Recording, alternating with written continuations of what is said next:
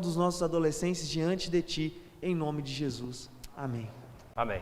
Obrigado, irmãos. Ministério de Músicas. Irmãos, podem sentar.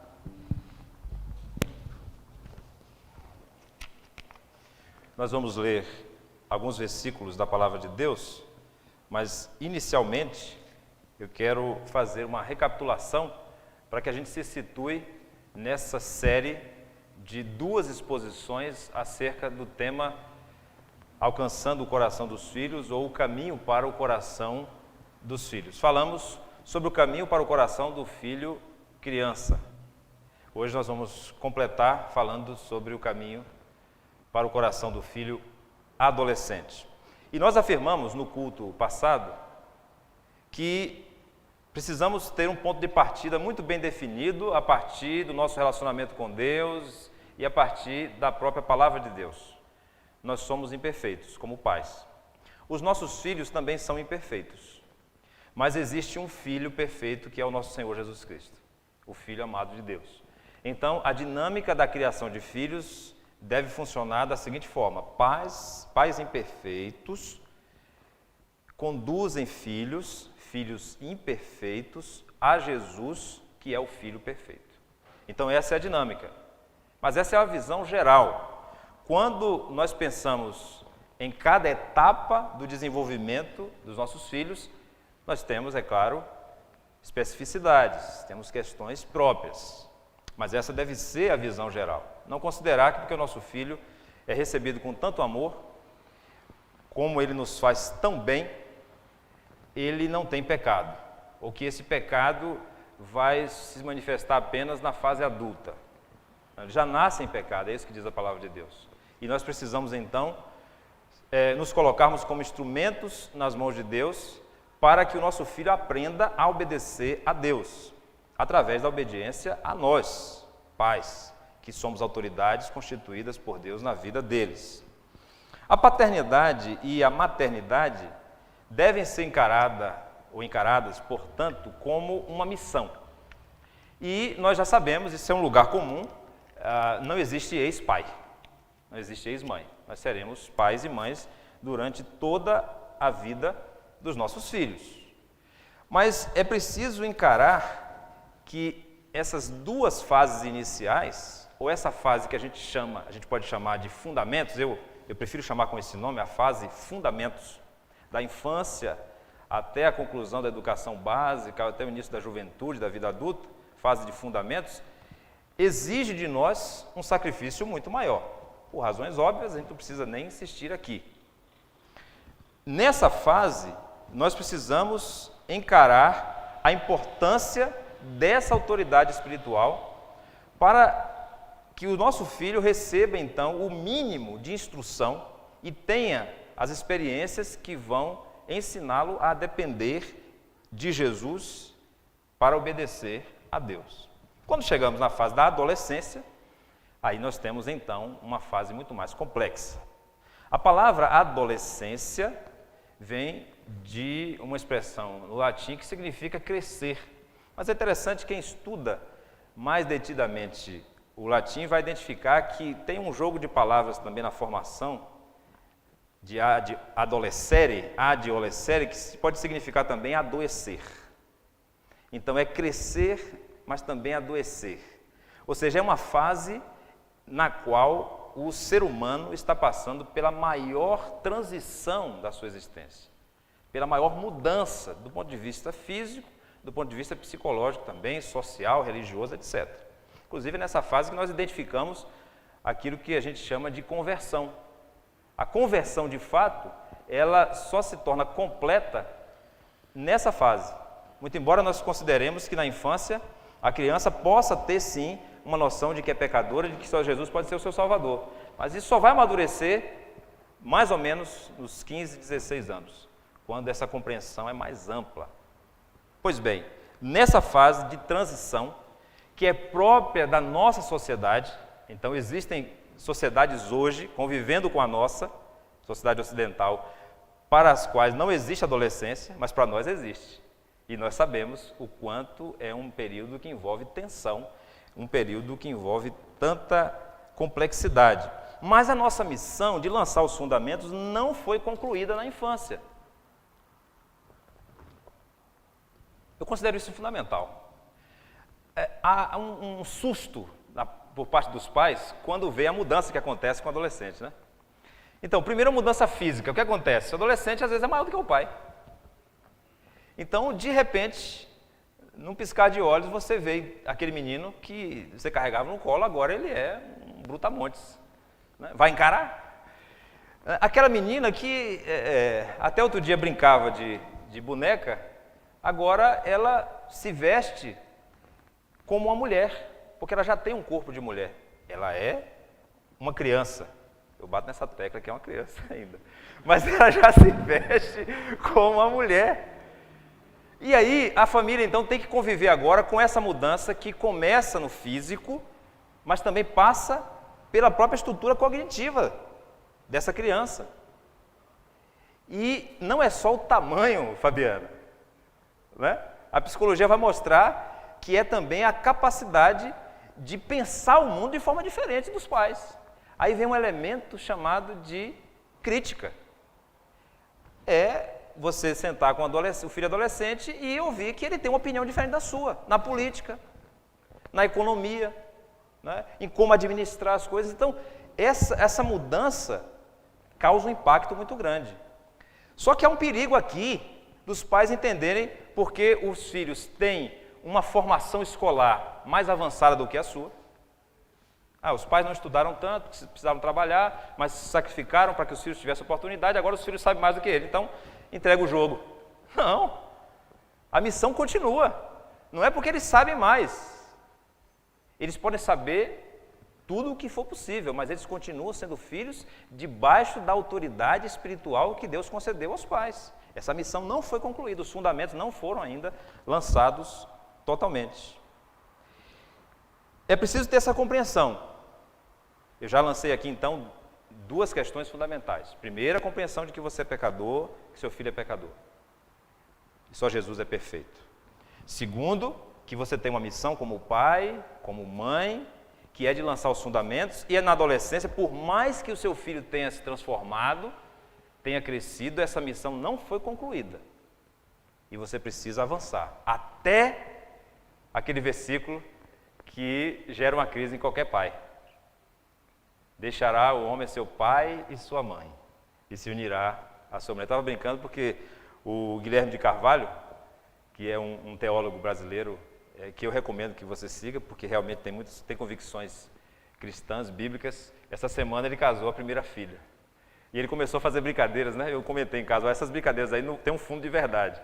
Ele começou a falar que estava acontecendo um nó no espaço-tempo, e o universo estava gemendo, e começou a usar expressões teológicas para justificar o que estava acontecendo. Na verdade, ele estava querendo disfarçar que ele estava nervoso, estava no casamento da sua filha. E aí, quando ele postou a foto do casamento da civil, ele usou a expressão bíblica, está consumado. Então, até estar consumado, a sua missão não encerrou. Não quer dizer que depois dos seus filhos casados, você não tem mais o que fazer. Tem sim. Nunca deixa de ser pai, nunca deixa de ser mãe. Mas com relação aos fundamentos, a fase dos fundamentos é concluída quando esse filho assume a idade adulta. Qual é o alvo, então, para todas as fases e principalmente para essa fase dos fundamentos? É alcançar o coração do seu filho, da sua filha. É encontrar o caminho para o coração. É uma questão de coração. Não é uma questão de conhecimento. E não adianta espiritualizar. Se tem algo que é muito perigoso na vida cristã, é a espiritualização. Eu vou orar de madrugada como Jó orava pelos seus filhos, eu vou passar a madrugada orando e o Espírito Santo vai fazer. Através de quem? Usando a vida de quem? A sua vida, pai. E falando a vida dele. Então, não existe mágica aqui. A espiritualização é a tentativa de transformar a vida cristã em mágica. Existe um caminho para o coração e a palavra de Deus já nos disse qual é esse caminho. Esse caminho é a disciplina. A disciplina do Senhor. Lembramos então, no último culto, de Efésios 6,4, quando o apóstolo Paulo diz aos pais: não provoqueis a ira aos vossos filhos, antes criai-os no temor ou na disciplina do Senhor. É a disciplina, os limites que são estabelecidos por Deus através dos pais, que vão levar os seus filhos à compreensão de que são pecadores, de que não se bastam, não são autossuficientes, de que dependem de Jesus para viver de acordo com a vontade de Deus. É aqui que eu volto a um conceito muito importante, depois de já ter tocado em questões novas nessa nossa conversa. É o conceito de triângulo da sabedoria que foi desenvolvido pelo pastor Davi Merck e sua esposa, a irmã Carol. O triângulo da sabedoria consiste na seguinte dinâmica: intercessão, instrução e intervenção. Interceder. O que é que eu preciso fazer pelo meu filho para alcançar o coração dele? Eu não sou Deus. Eu não tenho acesso ao coração. Só Deus sonda o coração. Então eu preciso pedir a Deus. E Deus quer também o coração do nosso filho, mais do que nós. Porque Deus ama o nosso filho mais do que nós. Agora vamos para Provérbios. Provérbios 23, 26 é aquele versículo que nós lemos no encontro passado, que diz assim, Provérbios 23, 26, dá-me, filho meu, o teu coração, e os teus olhos se agradem dos meus caminhos. Então Deus quer, o pai que escreveu aqui também tinha esse desejo, nós devemos buscar o coração. Então devemos orar, devemos pedir a Deus, Senhor, me dá o coração do meu filho, da minha filha.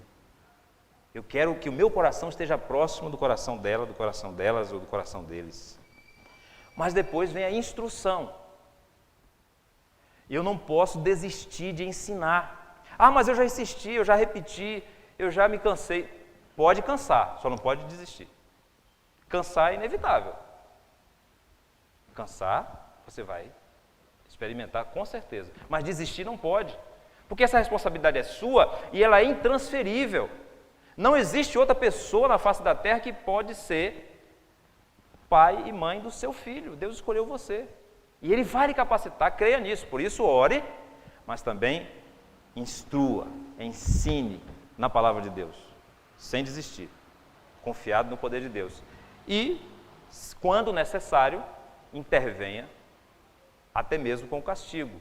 Falamos do castigo físico em uma fase específica da infância. É claro que nós não devemos considerar o castigo físico na adolescência, até mesmo porque ele teria um efeito contrário. Além de não ser eficaz, ele teria um efeito contrário. Então, não lance mão desse recurso. Não lance mão desse recurso. Ah, mas foi necessário. Então, diante de Deus, coloque o seu coração diante de Deus, verifique a palavra de Deus e peça ao Espírito Santo para confirmar no seu coração se é necessário. Agora, avalie o seguinte: se você já esgotou todos os recursos, não será através de um castigo físico de alguém que às vezes tem um tamanho maior do que o seu, que vai resolver. Porque olha a estrada que você já percorreu. Será que vai ser agora, com castigo físico, que você vai reverter todo esse processo? Duvido. Mas é uma questão pessoal. Diante de Deus, consulte a palavra de Deus e o Espírito Santo vai orientar. Pois bem, mas quando é na infância, nós precisamos sim, quando a comunicação não atinge o objetivo, a gente precisa lembrar essa criança que existe autoridade, em determinado momento. Mas depois que essa pessoa em desenvolvimento, que é o adolescente, já sabe que você é pai, aí é buscar de Deus, na dependência do Senhor, a disciplina em outros formatos. Não mais o castigo físico, mas, por exemplo, restrições, limites. Limites nos relacionamentos, limites no acesso à internet, limites nos horários. Enfim, você é autoridade e vai poder disciplinar. E isso é castigo, mas num outro formato que não o castigo físico. Nós lemos em Tiago, capítulo 3, especialmente versículos 17 e 18, que existe um tipo de sabedoria que Deus vai lhe dar, que é a sabedoria que vem do alto. E essa sabedoria tem uma marca, ela é pacífica. Veja o versículo 18 fala de paz novamente. É em paz que se semeia o fruto da justiça. Tiago está preocupado com boas obras, Tiago está preocupado com o proceder correto do cristão. Então, ele está dizendo que o caminho é a paz, que você encontra quando Deus lhe instrui, você tem certeza que Deus lhe deu essa orientação. Por que eu estou dizendo isso? Porque a Bíblia tem resposta para tudo. A Bíblia tem resposta para todas as questões levantadas na sua vida, todas. Acontece que ela não tem respostas específicas, diretas para cada situação. A Bíblia revela a vontade de Deus, mas em sua maior parte em princípios que você precisa, na dependência do Espírito Santo e com a inteligência que Deus lhe deu, interpretar a situação e aplicar aquele princípio. São várias situações, desde a infância até a adolescência. Imagine que o seu filho precisou prestar um concurso, um processo seletivo, um Enem, e ele não teve o resultado esperado, ou não foi aprovado. E aquilo gerou, entre os amigos dele, algum tipo de bullying, não sei se é assim que chama, esse já é um termo técnico, eu não quero usar de novo o termo técnico. Mas um constrangimento, uma pressão, e o seu filho está arrasado, está triste, está depressivo, talvez seja isso. E o que é que você vai dizer? Como você vai orientar? Existe um versículo bíblico específico para a pessoa que perdeu no processo seletivo, no Enem, no vestibular? Não, não existe esse versículo específico. Mas existe um princípio da palavra de Deus. E o seu alvo é o quê? O coração. Você tem que buscar o coração. Então você vai apresentar diante dele o que a palavra de Deus revela sobre o coração do ser humano. Por que você está triste? Por que essas brincadeiras que fizeram com você, de que você não teve o resultado, estou dando só um exemplo, lhe machucaram tanto? Você criou a expectativa de que você passaria de primeira, por exemplo? De que você seria o melhor, o número 1? Por que você deixou alimentar essa expectativa no seu coração? De que você seria o número 1? Olha, meu filho, você precisa se preparar para o mercado de trabalho. Lá você também vai passar por processos, para promoção, para outro emprego, e você também vai enfrentar essa frustração. Então, não seja orgulhoso. Aí você pode sim usar vários versículos da palavra de Deus que falam sobre humildade, que mostram a realidade da vida. Então é só para exemplificar que Deus vai cumprir a sua promessa de lhe dar sabedoria. Nessa mesma epístola de Tiago, no capítulo 1, versículo 5, a palavra de Deus diz que quem precisa de sabedoria deve pedir a Deus. Se porém algum de vós necessita de sabedoria, peça a Deus, que a todos dá liberalmente, nada lhes impropera e ser-lhe-á concedida.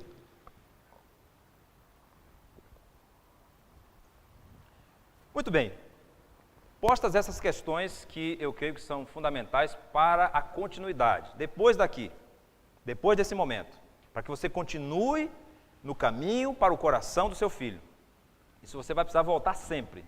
Agora vamos falar especificamente de adolescentes. Há aqui um grande desafio, há uma dinâmica muito interessante e, sinceramente, há uma aventura extraordinária, que é viver a relação saudável entre autoridade e amizade com o seu filho. Eu confesso que já temi muito esse momento. Já temi muito. Mas Deus foi muito gracioso comigo. E a minha experiência até aqui com Mariana, que é a primeira filha a entrar na adolescência, tem sido extraordinária. Graças a Deus. Isso não quer dizer perfeição. Pelo contrário, um aprendizado contínuo. Mas eu posso já testemunhar que é uma aventura sensacional. Agora, é preciso ter uma compreensão. E eu não falo aqui agora da minha experiência porque ela não foi concluída. Eu ainda estou na fase dos fundamentos. É por isso, inclusive, que eu não farei uma série entrando em filhos jovens, porque eu não tenho filhos jovens. Eu só estou falando até o início dessa fase da adolescência. Não farei a terceira exposição sobre filhos jovens, entendendo o meu limite. Mas eu preciso dizer que é algo extraordinário. Por quê? Com toda a complexidade que envolve a vida do adolescente, o seu desenvolvimento, você não deixa de ser o pai, a mãe, mas você pode ser amigo. O que não pode é você deixar de ser pai, deixar de ser mãe para se tornar amigo, para se tornar um igual. Mas você pode sim ser um pai amigo. ser uma mãe que caminha junto com o seu filho adolescente. Até a infância, a comunicação com o seu filho era uma comunicação para. Você falava para o seu filho na infância. E você explicava, você dizia quais eram as regras. Poderia haver rebeldia, desobediência, envolvia disciplina, correção, castigo, mas existia uma comunicação para o seu filho. Agora, Deus lhe concede a oportunidade de se comunicar não mais para o seu filho, mas com o seu filho. Podendo ouvi-lo também, podendo compartilhar com ele. Então é uma comunicação com o seu filho.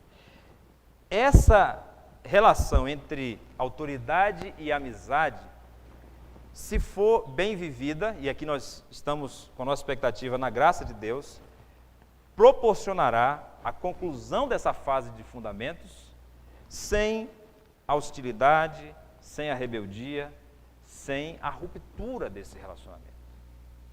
Nós estamos levando em consideração aqui que na infância houve sim a disciplina e que o filho entendeu que era pecador e o pai reconheceu que era pecador, mas apontou o caminho para Jesus. Agora na adolescência é preciso abrir esse espaço para que haja a convivência. Existem dois modelos de relação entre autoridade e amizade na adolescência. Dois modelos.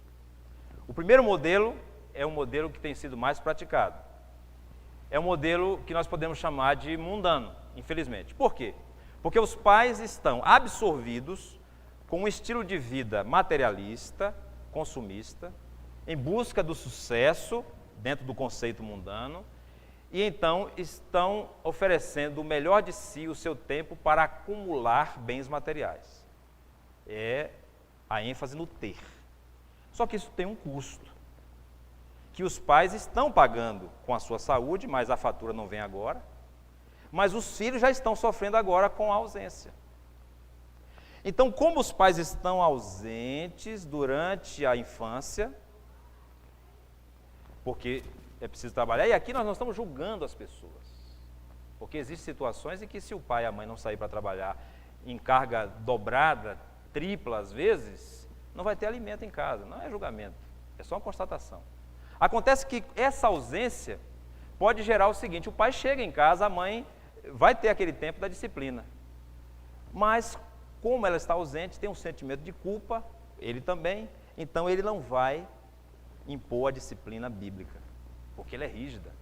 Mas é claro, o padrão é o padrão divino, é a disciplina do Senhor, e precisa ser elevado, precisa ser mantido em nível elevado, para que o filho chegue à consciência de que ele não dá conta, de que só dependendo de Jesus. Mas então o pai e a mãe relaxa nessa disciplina, porque é o único tempo que tem com os filhos, então não vai impor restrições, não vai querer cansá-lo, não vai querer entrar em atrito. E aí, o que é que faz? Abre o espaço da liberdade, liberdade sem restrição. Então o filho, criança, diz o que quer comer, como quer se vestir, a hora que vai dormir. E não há limite algum, porque afinal de contas é aquele único tempo que o pai tem com a mãe, não vai se dispor com seu filho, porque quer curtir a criança. Ela já sofre tanto por causa dessa rotina, do ativismo, então vamos curtir aqui. Aí vai para 2 horas da manhã. E aí a alimentação está desregrada. Tudo bem, há uma liberdade. Só que quando esse pai e essa mãe acordam, é aquele susto que eu falei, do filho desse tamanho, da menina que agora é uma mulher, só que como eles não aprenderam a obedecer, eles não vão obedecer agora que tem uma consciência crítica, que tem opinião e que tem mais recursos do que quando era apenas uma criança. O que é que vai acontecer? Rebeldia e ruptura. Então, começou-se com a amizade, começou-se com a liberdade muito aberta. Agora, na adolescência, tenta-se fechar o funil. Só que nesse momento, o pai e a mãe, em vez de se portarem como o libertador do filho, mostrando que tudo aquilo que ele aprendeu é para que ele agora exerça a sua liberdade com responsabilidade, já que ele já está amadurecendo, o pai se torna um carcereiro que está prendendo o filho e na mentalidade dele, aquilo está impedindo que ele aproveite a vida da forma como ele quer, com seus amigos, no horário que ele quiser. E aí, normalmente, acontece uma ruptura. Esse é o modelo que está em voga. Esse é o modelo praticado no mundo e, infelizmente, absorvido também pela Igreja do Senhor. Qual seria o modelo ideal? De acordo com esses pressupostos, essas considerações que nós fizemos. Restrição na infância, autoridade sendo exercida na infância, com uma liberdade restrita e uma abertura gradual à medida em que a criança ou adolescente se desenvolve. E aqui há sabedoria de Deus, porque nesse momento da infância em que o pai diz o que é que o filho vai comer, diz o que é que vai vestir, a hora que vai dormir, que brinquedo vai comprar, qual vai ser a cor do lápis, como vai ser a capa do caderno, essa fase, o filho, a filha não vai se lembrar quando ele estiver na adolescência e na juventude. E a amizade não vai ser interferida por isso. Começa com restrição e vai abrindo à medida em que o filho tem maturidade, é claro. Aí nós temos fases na infância, primeira infância até os 2 anos, depois até os 5 anos, depois dos 6 aos 8, 9 anos, aí já temos um pré-adolescente, né? Chamado junior antigamente, no meu tempo, junior, agora é pré-adolescente. Aí depois nós temos um adolescente. Então, a liberdade passa a ser administrada de maneira mais aberta. Então não é mais o pai quem decide tudo, mas ele decide quais são as opções que o filho tem para decidir e apresenta essas opções. Com relação aos horários, com relação à alimentação, com relação às amizades, enfim, eu vou pontuar aqui algumas questões específicas. Essa é uma visão bíblica. As pessoas que se dedicaram a estudar a criação de filhos na infância e na adolescência, como o casal Davi e Carol Merck, como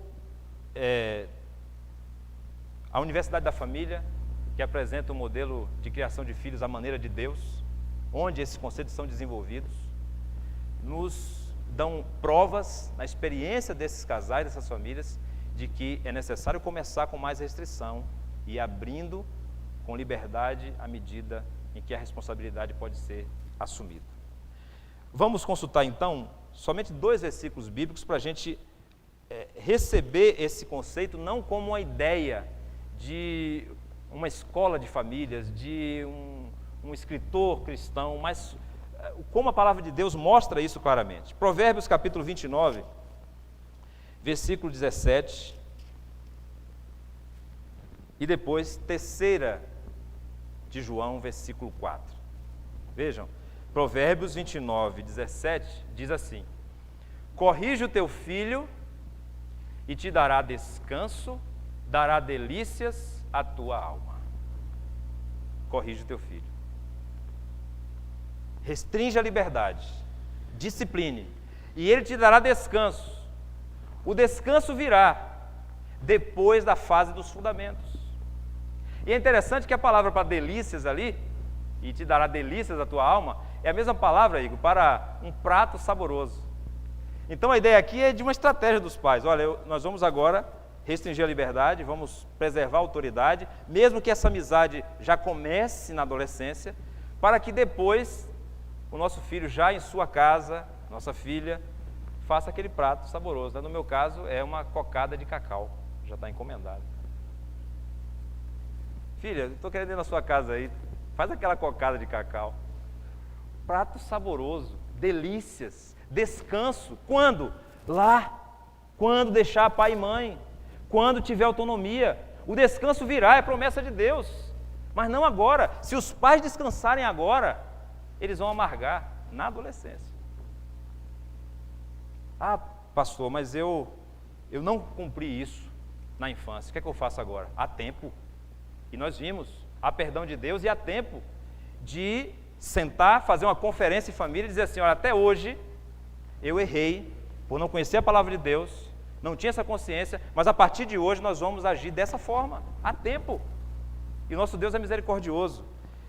Veja o que diz 3 de João, versículo 4. Se você abrir em Apocalipse, fica mais fácil, só são 2 páginas. 3 de João, versículo 4. É o que diz a palavra de Deus nesse sentido, nessa visão sobre a criação de filhos. Não tenho maior alegria do que esta, a de ouvir que meus filhos andam na verdade. O apóstolo João não está falando de filhos naturais.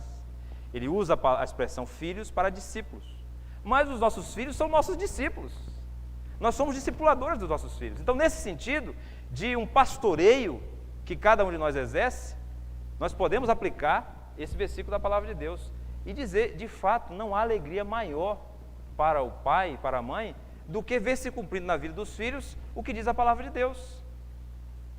Ensina o menino no caminho que deve andar, porque até quando envelhecer, ele não se desviará dele. Mas é preciso lançar os fundamentos. É isso que nos diz a palavra de Deus. Agora nós temos desafios muito claros, temos situações em que precisamos aplicar esses princípios da palavra de Deus.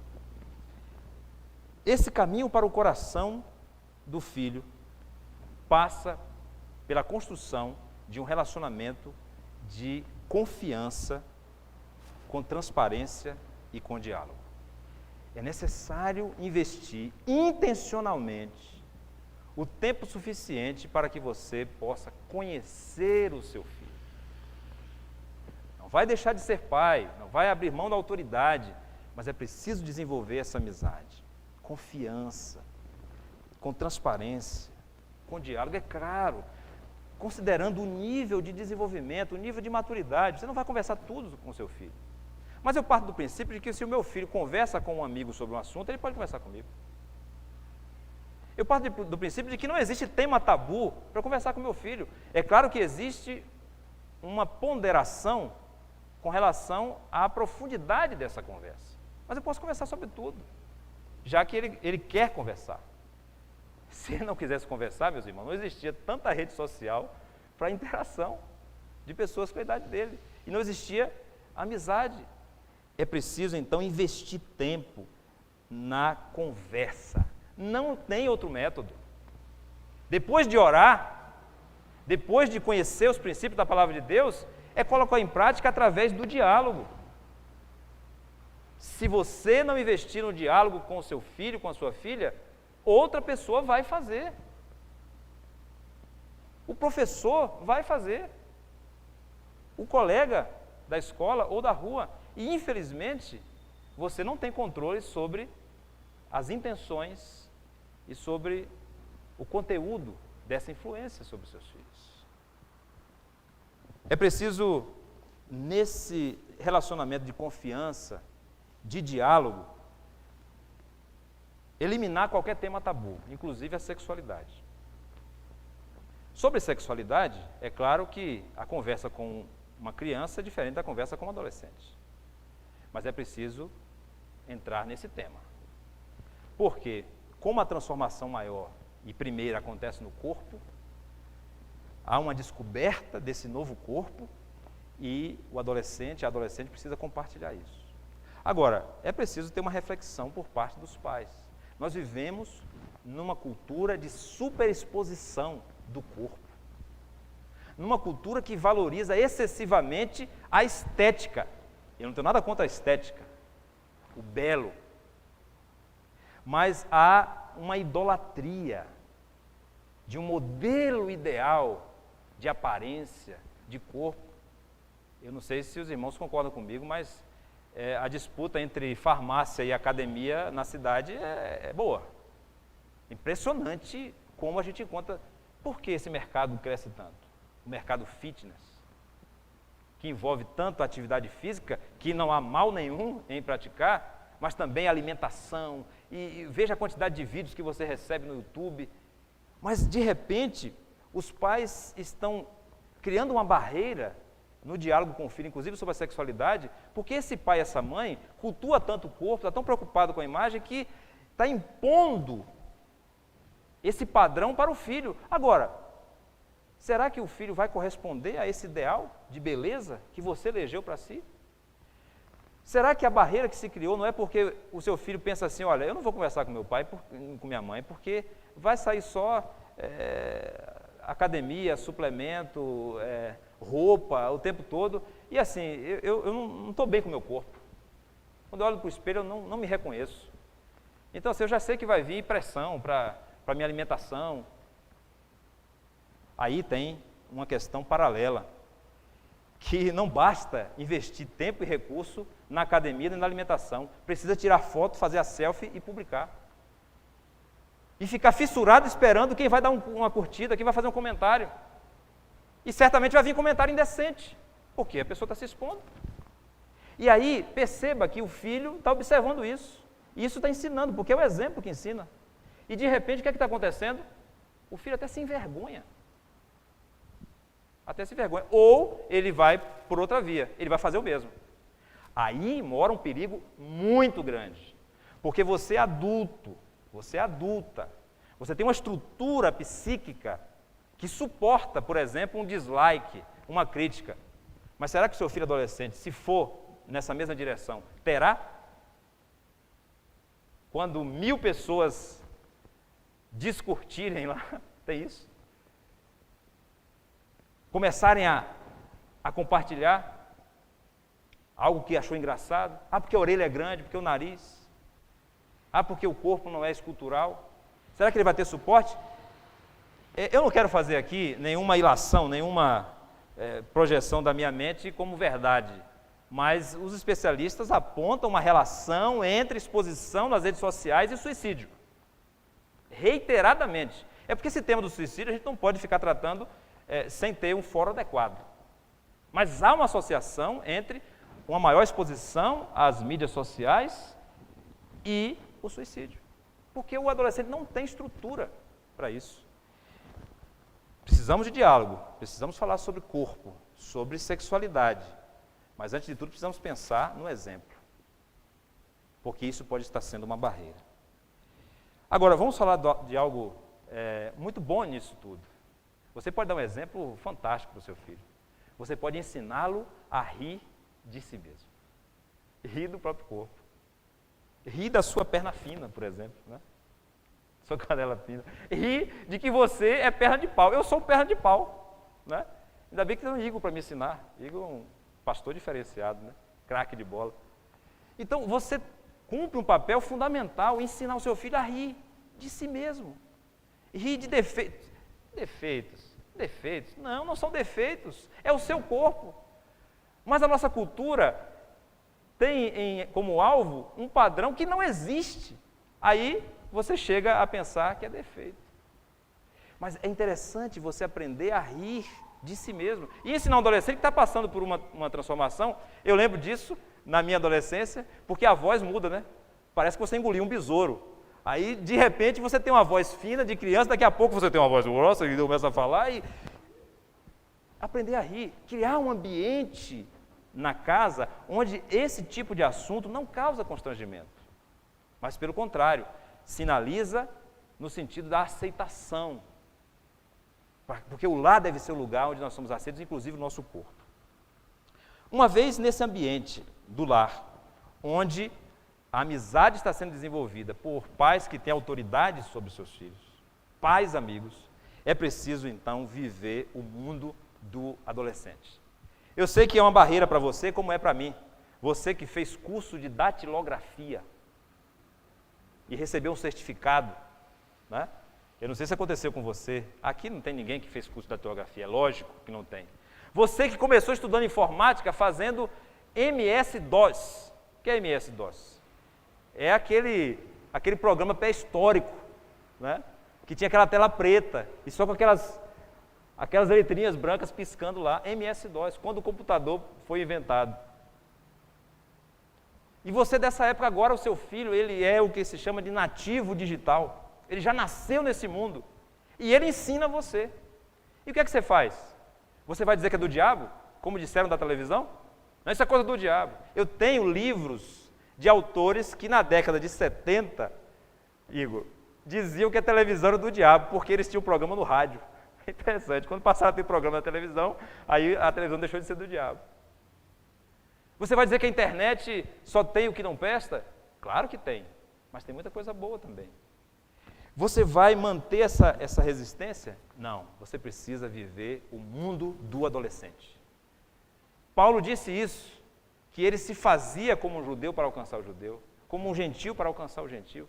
Isso não é fingimento, isso não é hipocrisia, isso é simplesmente você ter abertura em seu coração para alcançar o coração do seu filho. E aí nós estamos falando de entrar nessa cultura pop. E eu confesso que não é fácil. Porque é muita informação, convenhamos, é muita informação. Na época de Chaves era mais fácil, porque você tinha aqueles personagens, eram os mesmos personagens. E eu até pensava que Nhonho e Seu Barriga eram dois personagens diferentes. Porque o nível de complexidade para mim era tão elevado. Mas Chaves já passou, nem o SBT passa mais Chaves, nem o SBT. E agora você tem um adolescente que assiste essa série, por exemplo, esse universo cinematográfico da Marvel.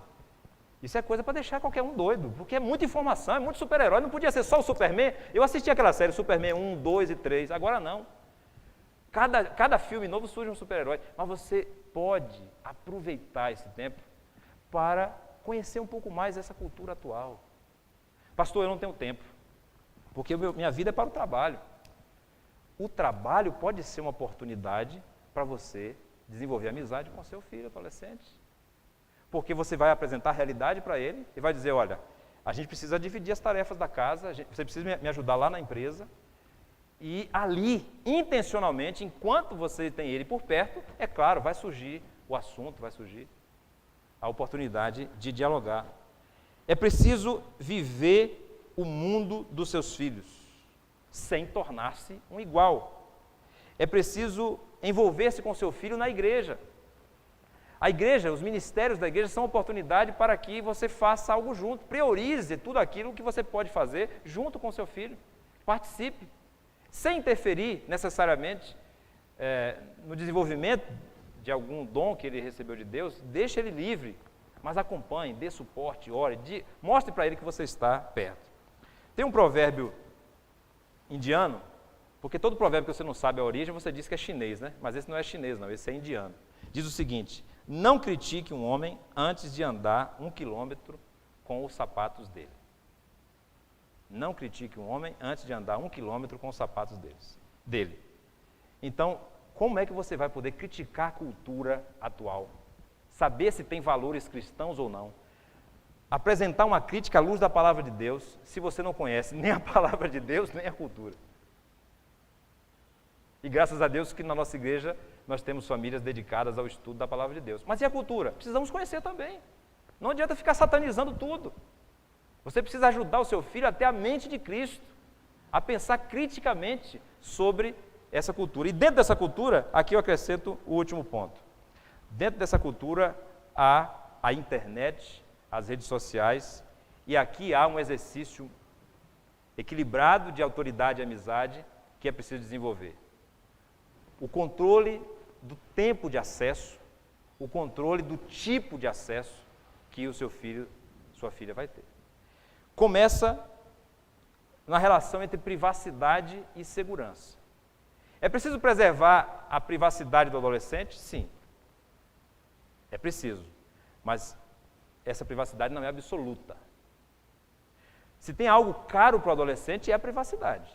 Ele precisa desse espaço, o meu espaço. Mas essa privacidade, enquanto ele convive com a família nuclear, não é absoluta. Então, por exemplo, porta fechada, não. Porta trancada. Pode ser fechada enquanto está se trocando, enquanto precisa se concentrar para uma leitura. Mas assim, aquele espaço em que o adolescente vai e fecha a porta do quarto, ninguém pode entrar, não existe isso. Não existe espaço inviolável numa casa que é de convívio comum, até mesmo por uma questão de segurança.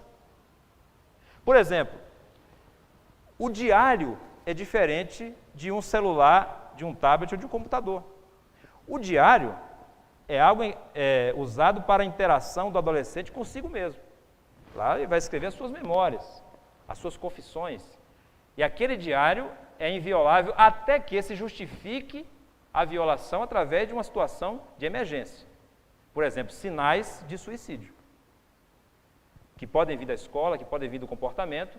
Então, se for o caso, se justificar, é preciso saber o que é que o diário pode contar sobre isso. Mas, salvo uma situação extrema como essa, é importante preservar a privacidade do diário.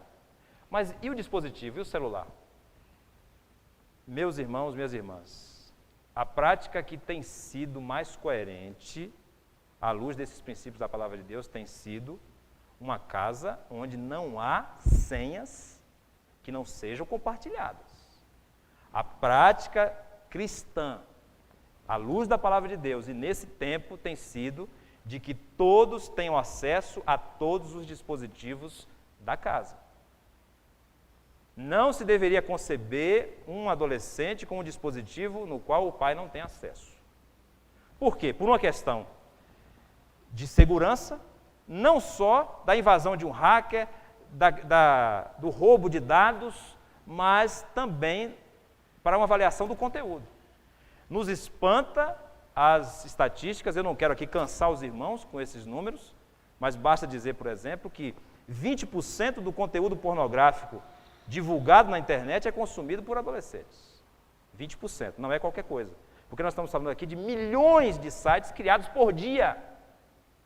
Por dia. 20% desse total é consumido por adolescentes. Quem deu o dispositivo? Ah, não, eu comprei, é meu. Não. Não é porque você comprou com o seu dinheiro que você tem liberdade total. Porque não existe liberdade total até que você possa assumir as consequências de todas as suas escolhas. Isso na vida adulta. Mas enquanto você está debaixo da autoridade dos pais, o filho adolescente precisa saber que não existe essa liberdade absoluta. Precisamos, então, chegar a um consenso de que as portas estão abertas, as senhas são compartilhadas e na internet existe um controle do conteúdo que é acessado. Eu quero fazer uma indicação, não é propaganda, porque nós estamos num canal do YouTube que é do Google. E o Google tem uma ferramenta que pode verificar, inclusive, esse conteúdo que está passando aqui agora, chamado Family Link. Você baixa esse aplicativo no Android, no seu celular, e com ele você conecta com o celular do seu filho e você vai saber onde está, que site o aplicativo acessou, por quanto tempo e qual o conteúdo que foi acessado. Isso é uma ferramenta de controle, isso é ditadura, porque a linguagem hoje é essa. Isso é uma imposição. Bom, essa é a análise que o mundo faz hoje. Eu vejo de outra forma. Eu entendo que é exercício da autoridade paterna. Porque quem vai pagar a conta, quem vai assumir as consequências é o pai e a mãe. Então, são situações, meus irmãos, que mostram que a dinâmica entre autoridade e amizade não é algo muito fácil. Mas vamos voltar ao princípio. Nós podemos receber de Deus sabedoria. É isso que nós precisamos ter em mente. Há um caminho para o coração do nosso filho. E esse caminho é o exercício da autoridade paterna. Não abra mão da sua autoridade como pai e mãe. Se você hoje vive numa situação em que é só a mãe com os filhos, Deus lhe deu autoridade. E não se deixe levar pela ideia de que você é pai e mãe, agora que não tem pai. Não, você é mãe. E o pai? Deus. A palavra de Deus diz que Deus é pai de órfãos e juiz de viúvas. O pai é Deus, você é mãe. Mas como mãe, você tem na maternidade uma missão e para isso autoridade espiritual dada por Deus. E você deve sim, mesmo que tenha errado, mesmo que não tenha cumprido essas determinações da palavra de Deus em fases anteriores, você pode hoje reunir a sua família e dizer assim, olha, à luz da palavra de Deus, do que nós estamos aprendendo, nós vamos fazer esse ajuste, vamos mudar isso aqui, nós vamos agir dessa forma. Sempre há tempo para recomeçar. Qual o compromisso como pais que nós devemos assumir? Nós devemos orar pelos nossos filhos todos os dias. Nós devemos ensinar sempre. Nunca deixe de ensinar. E devemos corrigir sempre que necessário. Eu quero deixar uma indicação de leitura para os pais. Eu pedi a confirmação ao pastor Tarcísio, depois eu vou trazer essa confirmação aqui para a igreja. Se nós temos na biblioteca, e devemos ter, o livro Pastoreando o Coração da Criança. Ted Tripp, da editora Fiel. Anote esse nome, Ted Tripp, Pastoreando o Coração da Criança. É uma leitura fundamental para você compreender essa visão bíblica. E aos adolescentes? O que podemos falar? Nada a dizer, só aos pais? Aos adolescentes, cumpra-se o que está na palavra de Deus em Êxodo 20, 12. Honra o teu pai e a tua mãe, para que se prolonguem os teus dias na terra que o Senhor teu Deus te dá. Honra o pai e a mãe. Seus pais são pecadores, mas Deus os constituiu como autoridade sobre a sua vida. E você, quando honra o pai e a mãe, está honrando a Deus. Vamos orar nesse instante para concluirmos a nossa celebração. Amado Senhor, nós te damos graças, porque o Senhor é um Deus de misericórdia e mesmo quando nós erramos, o Senhor nos corrige e nos dá a chance de melhorar, de acertar, orientados pelo Teu Santo Espírito. Mas, Senhor Deus, se até esse momento, algum pai ou mãe até aqui, e isso me inclui também, Senhor, deixou de buscar o coração do filho, desistiu de amar por conta do cansaço, está confuso sobre o que fazer, ó Deus, que o Senhor de fato nos dê essa visão, que essa visão possa penetrar o nosso coração, de que nós devemos buscar o coração do nosso filho. Nos dá sabedoria, Senhor, para vivermos essa relação saudável, essa aventura extraordinária que é a dinâmica entre autoridade e amizade, dessa pessoa ou dessas pessoas preciosas que o Senhor nos deu como herança para apresentarmos diante do Senhor, preparadas para a vida adulta. Muito obrigado, Senhor, pela Tua graça, na pessoa do nosso Senhor Jesus Cristo. Em nome dele oramos. Amém. Queremos agradecer a todas as famílias aqui presentes, famílias de todas as idades, formações diferentes, fases diferentes, isso é muito bom. Como eu disse, nós não vamos continuar numa sequência sobre relação entre pais e filhos,